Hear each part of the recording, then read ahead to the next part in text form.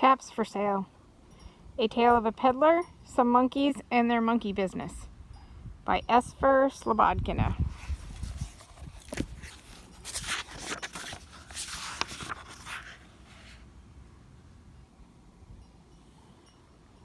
Once there was a peddler who sold caps, but he was not like an ordinary peddler carrying his wares on his back. He carried them on top of his head. First he had on his own checked cap, then a bunch of gray caps, then a bunch of brown caps, then a bunch of blue caps, and on the very top, a bunch of red caps.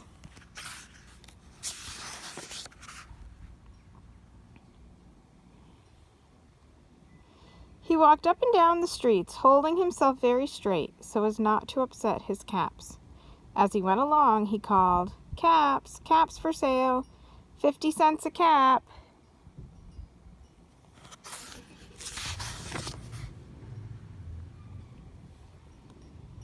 One morning, he couldn't sell any caps. He walked up the street, and he walked down the street, calling, "Caps, caps for sale, 50 cents a cap." But nobody wanted any caps that morning. Nobody wanted even a red cap. He began to feel very hungry, but he had no money for lunch. "I think I'll go for a walk in the country," said he, and he walked out of town, slowly, slowly, so as not to upset his caps.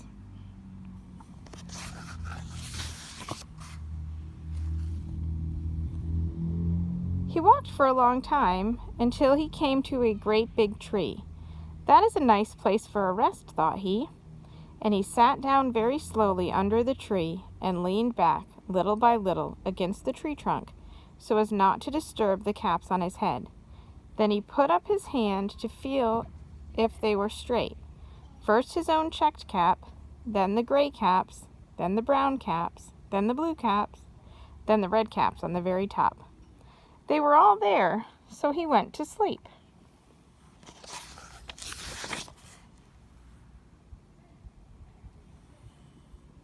He slept for a long time.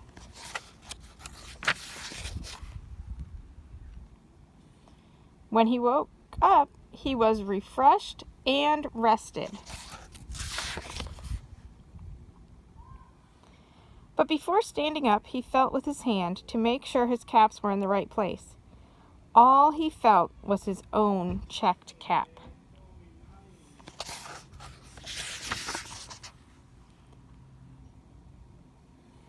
He looked to the right of him, no caps.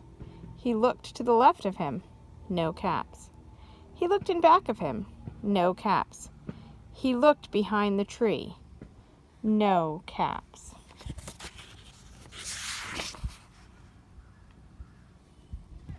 Then he looked up into the tree, and what do you think he saw?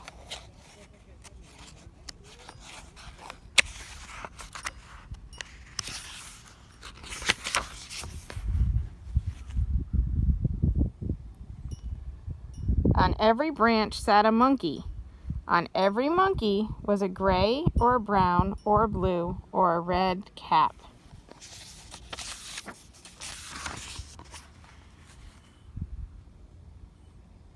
The peddler looked at the monkeys. The monkeys looked at the peddler. He didn't know what to do. Finally, he spoke to them.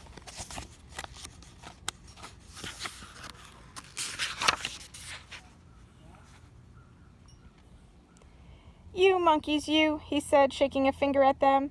"You give me back my caps." But the monkeys only shook their fingers back at him and said, "Tss, tss, tss."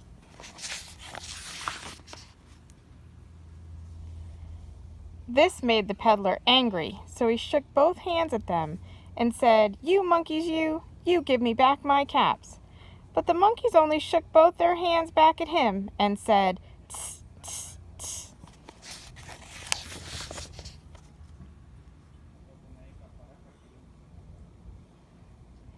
Now he felt quite angry. He stamped his foot and he said, "You monkeys, you better give me back my caps."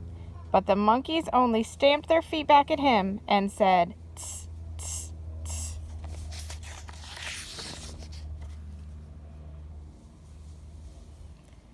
By this time, the peddler was really very, very angry. He stamped both his feet and shouted, "You monkeys, you must give me back my caps." But the monkeys only stamped both their feet at him and said, "Tss, tss, tss."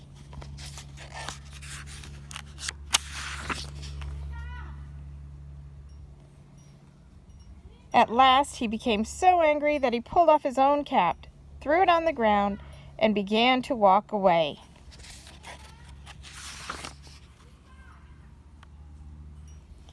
But then each monkey pulled off his cap.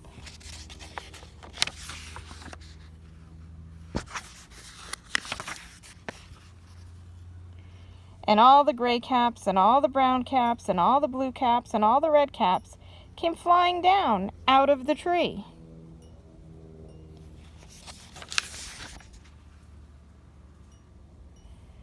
So the peddler picked up his caps, put them back on his head, first his own checked cap, then the gray caps, then the brown caps, then the blue caps, then the red caps on the very top.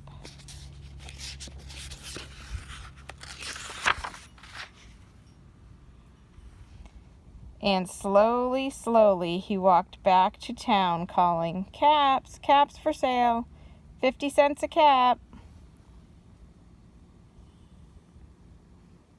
The end.